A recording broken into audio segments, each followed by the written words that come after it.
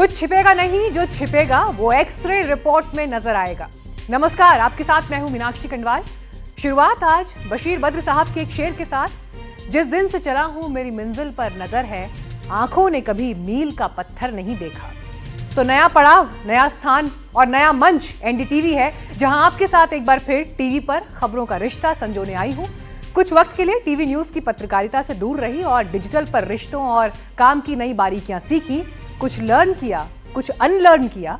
तो अब नई पारी में फिर से आपके आशीर्वाद, शुभकामनाओं और विश्वास की जरूरत है। तो आइए एनडीटीवी पर संवाद के सिस्टम को रीबूट करते हैं, रिकनेक्ट करते हैं। तो पेश है आज की एक्सरे रिपोर्ट। तो आइए, आज जब हम कार्यक्रम की शुरुआत कर रहे हैं तो भारत की सियासत में बाबाओं का वर्चस्व कैसे हर मुद्दे पर नजर आता है, इसकी डिटेल में बात होगी। इटावा में 2 कथावाचकों की पिटाई का मामला अब सियासत के साथ सनातन से जुड़ गया। सवाल उठ रहे हैं कि कथावाचकों की जाति क्यों देखी गई? क्या सिर्फ एक वर्ण को ही कथा कहने का अधिकार है? संत समुदाय इस पर बटा है, लेकिन बात तब और बढ़ गई जब इस विवाद में समाजवादी पार्टी के अध्यक्ष कूद पड़े।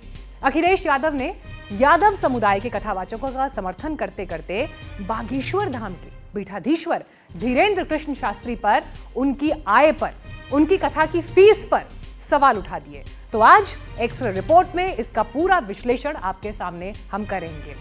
आज एक्सरे रिपोर्ट में धीरेन्द्र शास्त्री के वोट शास्त्र का एक्सरे करेंगे और इसके साथ ये भी समझाएंगे कि आखिर कथावाचक वाली घटना के बाद अखिलेश ने शास्त्री को ही क्यों टारगेट किया। लेकिन पहले विवादों के शास्त्री जी का नया अध्याय आपको इस रिपोर्ट में दिखाते हैं।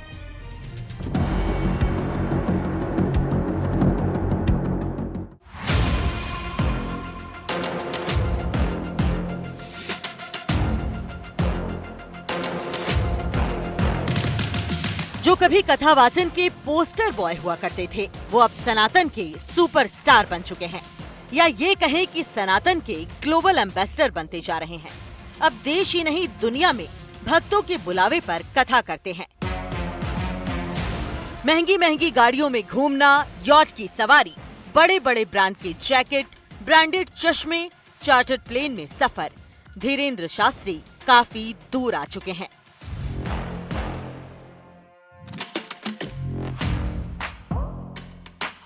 जो कभी एक कमरे में दिव्य दरबार सजाते थे, वो अब अपने लाखों भक्तों के बीच बड़े पंडाल में आसन जमाते हैं। उनकी दुख तकलीफों को दूर करने का दावा करते हैं। जैसे दुबई यूएई में सबको रहने का अधिकार है, पर फर्स्ट प्राथमिकता मुसलमान धर्म को है, वैसे ही हिंदू राष्ट्र में सबको रहने का, सबको संस्कृति का, अपने अपने मजहब का पालन करने का पूर्ण अधिकार रहेगा, पर प्रथम प्राथमिकता सनातन पर्याय का होगा। बागेश्वर धाम में दिव्य दरबार लगता है तो कई लोगों की पर्ची निकलती है। भक्त कहते हैं कि बाबा जॉनी जॉन है, सब कुछ पता है। इसके अंत में योग बन रहा है, पर तैयारी आज से ही तीव्र कर दें, आशीर्वाद।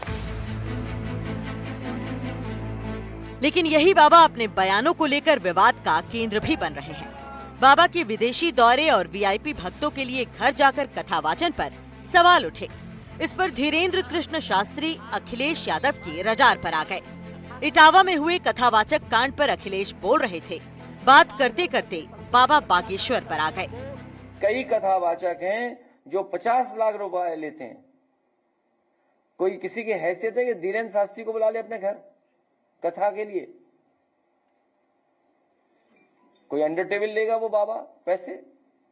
आप पता करवा लीजिए, अंडर टेबल नहीं लेते हैं वो धीरेन्द्र शास्त्री। क्या कथावाचने की पता कितनी कीमत होगी उनकी? फ्री थोड़े नहीं। सियासत का दस्तूर यही है कि कोई मुद्दा पीछे नहीं छोड़ा जाता, बल्कि उसे लपेटकर अपनी सुविधा के हिसाब से वर्तमान के लिए मुफीद बनाया जाता है। यादव समाज के 2 कथावाचकों की पिटाई के बाद सवाल उठ रहे हैं कि क्या सिर्फ एक जाति को कथा करने का अधिकार है? धीरेन्द्र शास्त्री आए, ज्ञान देकर चले गए। बहुत विचार करना चाहिए। किसी के ऊपर एक उंगली उठाने से पहले 3 उंगलियां सुधार की तरफ होती हैं। बाकी हम राजनेताओं को कोई जवाब देते हैं। बाबा ने देश को एक सूत्र में बांधने का प्रण लिया है, लेकिन यही धीरेन्द्र शास्त्री जब पंडाल में होते हैं तो उनकी जुबान कई बार विवादित बयानों का कारण भी बन जाती है।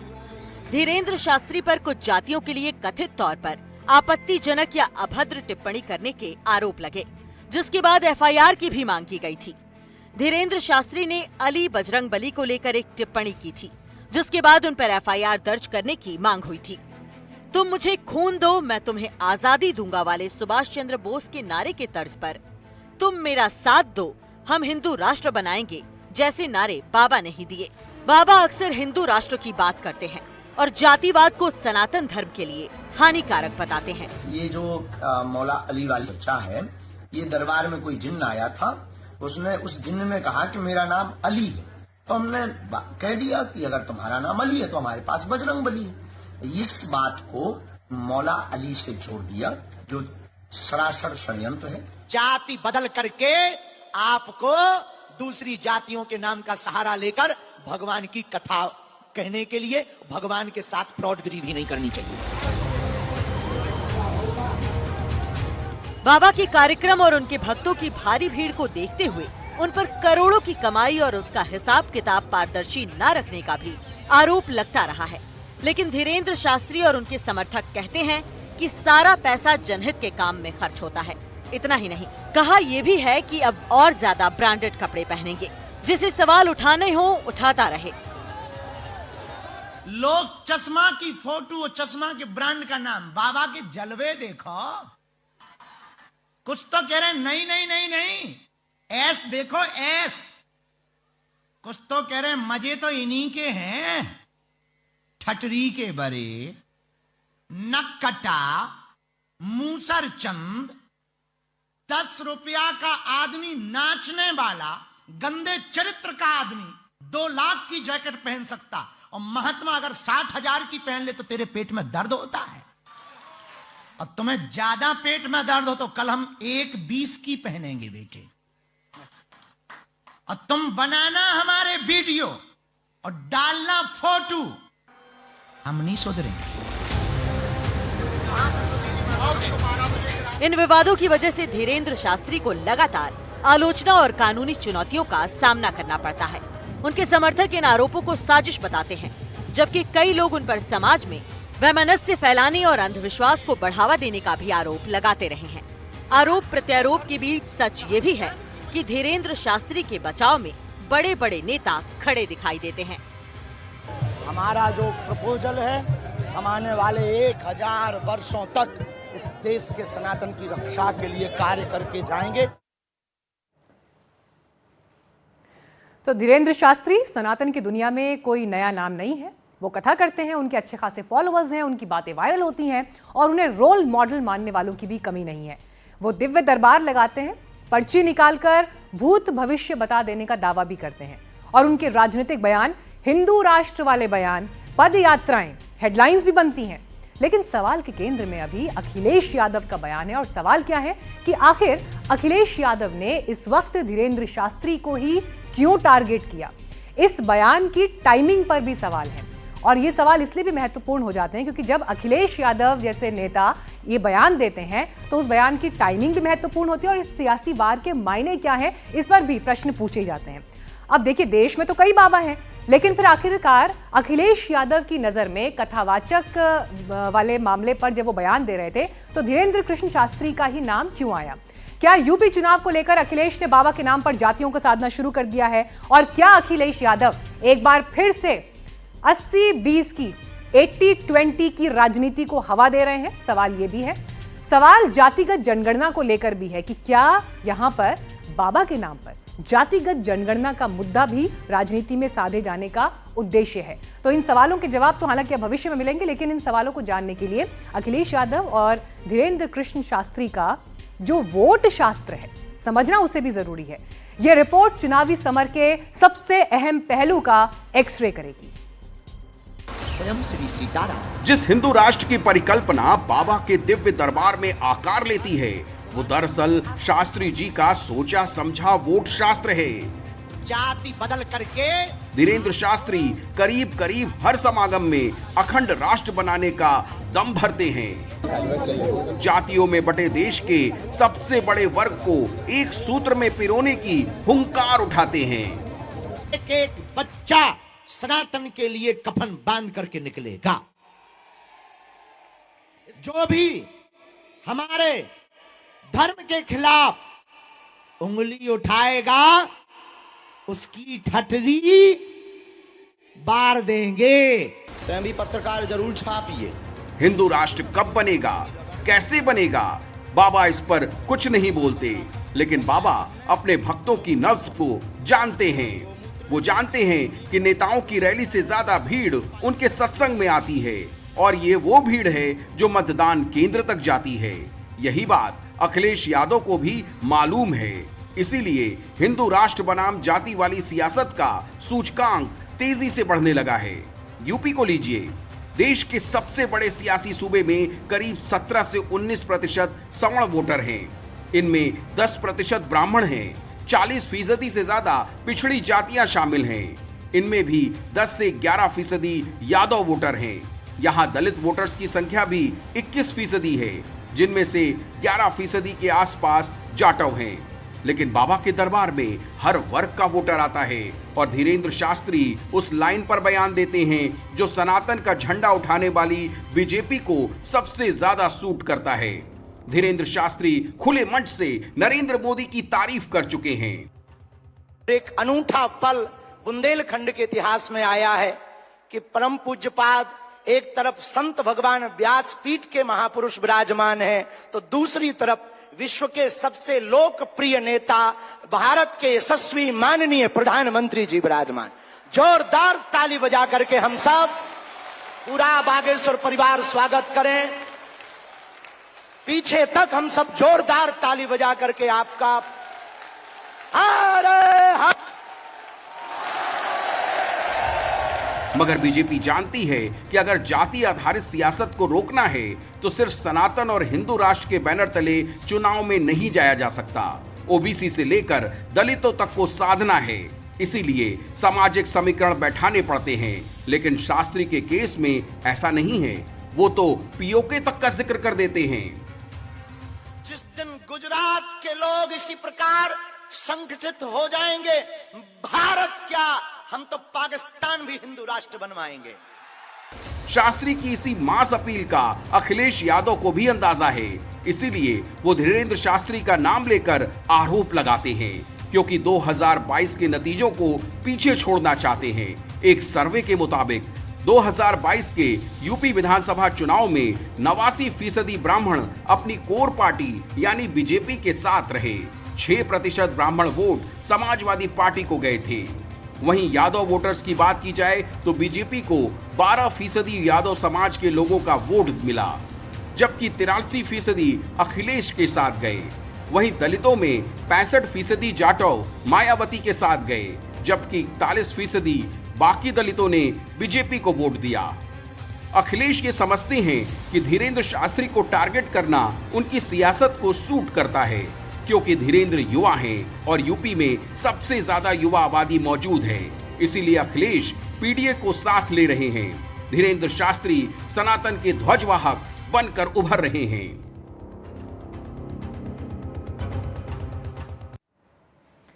तो शास्त्री जी और कंट्रोवर्सी साथ साथ चलते हैं, लेकिन सफर तो कहीं और से शुरू हुआ, किसी और तरह से शुरू हुआ। एक शिष्य जो अपने गुरु से सनातन की दीक्षा लेता है, एक साधक जो पीठाधीश्वर की विरासत को आगे बढ़ाता है। पहले एक कमरे में भक्तों की व्यथा सुनता है, फिर धीरे धीरे बागेश्वर धाम का सर्वे सर्वा बन जाता है। लेकिन इसकी शुरुआत के लिए रुख करना पड़ेगा बागेश्वर धाम का। मध्य प्रदेश के छतरपुर जिले में बागेश्वर धाम है, जहां साल 1986 में यहां पर प्राचीन बालाजी हनुमान मंदिर का जीर्णोद्धार कराया गया था। अगले साल संत भगवान दास जी महाराज यहां से जुड़े। पंडित धीरेन्द्र शास्त्री इन्हीं के पोते हैं, तो यहां से फिर उनको विरासत में ये सब मिला, विरासत उन्होंने संभाली। 2012 में दिव्य दरबार जब लगने लगा तो उनकी ख्याति धीरे धीरे दिन दूनी रात चौगुनी तरक्की करती चली गई। रिपोर्ट्स के मुताबिक पंडित धीरेन्द्र शास्त्री की कुल संपत्ति लगभग 19.5 करोड़ रुपए आंकी गई है। संगठन का दावा है कि चढ़ावे और दान से मिले पैसों का प्रयोग सामाजिक और धर्म के कार्यों के लिए भी किया जाता है। तो ताकत कहां से आती है और ताकत का असर क्या होता है, अब इसकी झलक मैं आपको कुछ तस्वीरों में दिखाना चाहूंगी।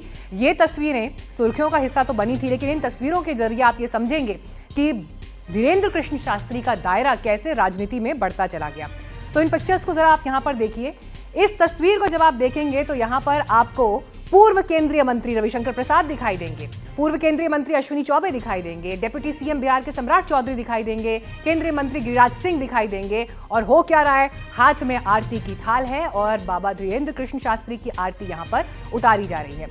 ये तस्वीर आलोचना का शिकार हुई, आलोचना के दायरे में भी आई कि आखिर केंद्रीय मंत्रियों को इस तरह से बाबा की आरती क्यों उतारनी पड़ रही है। लेकिन फिर देखिए, यहां पर तस्वीर का दूसरा पहलू यह है कि जब आप गद्दी पर बैठे हैं तो वो सम्मान उस गद्दी का भी होता है। जो सनातन के नजरिए से जिन लोगों ने इस तस्वीर को देखा तो उनका वर्जन इसी तस्वीर पर ये था। लेकिन अब ये दूसरी तस्वीर आपको मैं दिखा रही हूं जहां पर आपको रेसलर द ग्रेट खली दिखाई दे रहे हैं। धीरेन्द्र कृष्ण शास्त्री जी के मंच पर वो मौजूद हैं। आपको वृंदावन से भी जो कथा करते हैं वो भी दिखाई दे रहे हैं। बीजेपी के प्रदेश अध्यक्ष वी डी शर्मा दिख रहे हैं। सीएम मोहन यादव आपको यहाँ इन तस्वीरों में दिखाई दे रहे होंगे।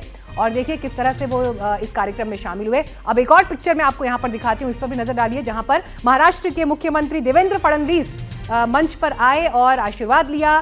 केंद्रीय सड़क परिवहन मंत्री नितिन गडकरी भी कार्यक्रम में शामिल हुए। यहाँ पर आप देख रहे हैं असम के मुख्यमंत्री हिमंता बिस्वा शर्मा को। और आगे बढ़िए, ऐसा नहीं है कि सिर्फ बीजेपी के ही नेता पहुंच रहे हैं, पूर्व सीएम मध्य प्रदेश से देखिए कमलनाथ जी भी मिले हैं। और ये कब हुआ, जिस समय चुनाव नजदीक था।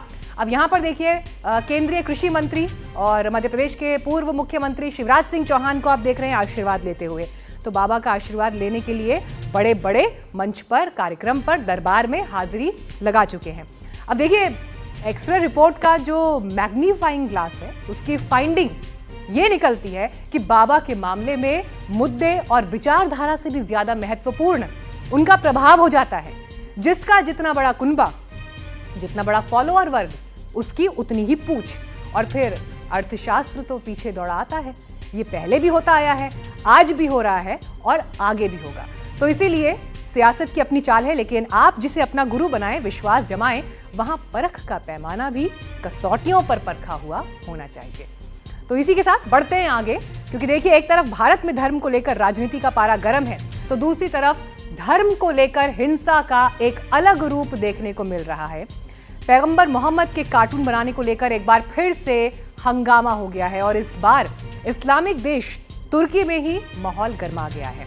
आपको कुछ तस्वीरें भी वहां की हम दिखाते हैं कि कैसे कथित कार्टून बनाने के आरोप में तुर्की में 4 लोगों को गिरफ्तार किया गया। लेमैन मैगजीन में यह कार्टून प्रकाशित किया गया, जिसके बाद इस्तांबुल में मैगजीन के दफ्तर के बाहर भारी विरोध प्रदर्शन हो रहे हैं।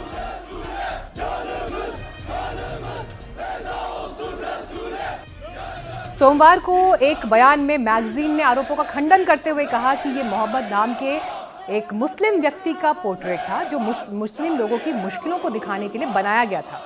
तुर्की की येनी सफाक अखबार के मुताबिक इस कार्टून में 2 लोगों को दिखाया गया, पैगंबर मोहम्मद और पैगंबर मोजेस, जिनके पंख हैं और सिर के पीछे जो आभा दिखाई गई है, जिनके हाथ आसमान में कांपते दिख रहे हैं और उधर युद्ध भूमि में बम गिर रहे हैं। पूरा तुर्की इससे नाराज है। वैसे पैगंबर मोहम्मद की कार्टून बनाने को लेकर विवाद पहले भी आते रहे हैं, जिनका असर पूरे विश्व में दिखाई दिया। और इस पर और डिटेल दे रहे हैं मेरे सहयोगी सुशील बहुगुणा। इस्लाम में पैगंबर मोहम्मद की तस्वीर बनाने की इजाजत नहीं है, लेकिन बीते 20 साल से दुनिया के कई अखबारों में पैगंबर मोहम्मद के कथित कार्टूनों के प्रकाशन को लेकर मुस्लिम जगत में नाराजगी रही है और इसे ईश निंदा बताया गया है। इनमें सबसे बड़ा विवाद जिन कार्टूनों को लेकर रहा वो आज तक थमा नहीं है। इसकी शुरुआत हुई 2005 में डेनमार्क के एक अखबार जिलैंड्सपोस्टन द्वारा प्रकाशित कार्टूनों की एक सीरीज से, जिसमें कुछ में पैगंबर मोहम्मद का कार्टून बनाया गया।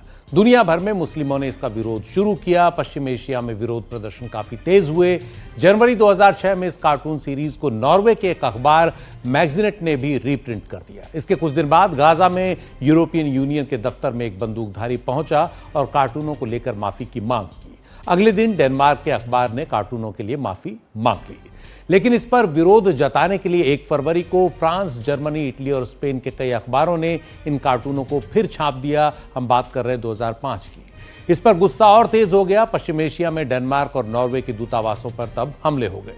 मामला तब और बढ़ गया जब 8 फरवरी 2006 को फ्रांस में व्यंग्य से जुड़ी एक मैगजीन शार्ली हेब्दो ने इस कार्टून सीरीज को फिर छाप दिया।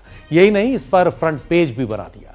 इसके बाद तो विरोध की आग और तेज हो गई। कई मुस्लिम संगठनों ने इस्लाम का अपमान करने के लिए शार्ली हेब्दो के खिलाफ केस दायर कर दिए। उधर फ्रांस के अखबार लिबरेशन ने इन कार्टूनों को फिर से प्रिंट कर दिया। इस बीच कार्टूनों को छापने पर लगे नस्लीय अपमान के आरोपों से शार्ली हेब्डो को कोर्ट में मुक्ति मिल गई, लेकिन मामला थमा नहीं। फरवरी में ही जीलैंड्स-पोस्टन समेत डेनमार्क के कई अखबारों ने फिर एक विवादित कार्टून छाप दिया। इसके अगले महीने 19 मार्च को इस मुद्दे पर अलकायदा के आतंकी सरगना ओसामा बिन लादेन ने यूरोपियन यूनियन को धमकी दे दी। लादेन ने कहा कि पोप की अगुवाई में इस्लाम के खिलाफ यह न्यू क्रूसेड यानी नया धर्म युद्ध है।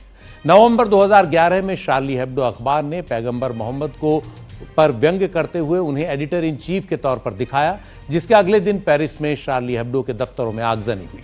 आगजनी के एक साल बाद सितंबर 2012 में शार्ली हेब्डो ने फिर पैगंबर मोहम्मद के 2 आपत्तिजनक कार्टून छाप दिए।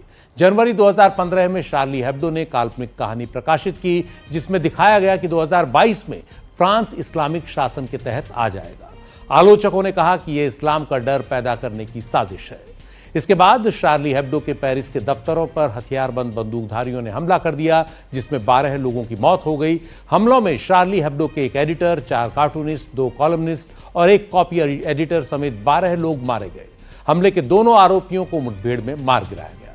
इसके हफ्ते भर बाद शार्ली हेब्डो ने 30 लाख कॉपियां छाप दी, जिनमें फ्रेंच में लिखा था आई एम शार्ली। यह शार्ली हेब्डो के साथ एकजुटता दिखाने और प्रेस और बोलने की आजादी को लेकर एक वैश्विक स्लोगन बन गया। 2015 में 12 लोगों की हत्या करने वालों की मदद करने के 14 आरोपियों पर केस शुरू हुआ। दिसंबर 2020 में उन्हें दोषी पाया गया, लेकिन इससे पहले सितंबर 2020 में शार्ली हेब्डो ने फिर आपत्तिजनक कार्टून छाप दिए। कुल मिलाकर यह मामला खत्म नहीं हुआ। एक ओर प्रेस की आजादी की दलील दी जाती रही और दूसरी ओर इस्लाम के अपमान और ईश निंदा का आरोप लगता रहा। और बाकी खबरों के लिए फिर चलते हैं मीनाक्षी कंडवाल के पास। धन्यवाद सुशील जी। इसी के साथ एक्सरे रिपोर्ट में आज जो ये पूरा का पूरा एनालिसिस हमने आपको दिया देश से लेकर विदेश तक का, उसमें वक्त हमारे लिए हो गया एक छोटे से ब्रेक का, लेकिन खबरों का सफर आगे जारी है। फौरन लौटने आप देखते रहिए एनडीटीवी इंडिया।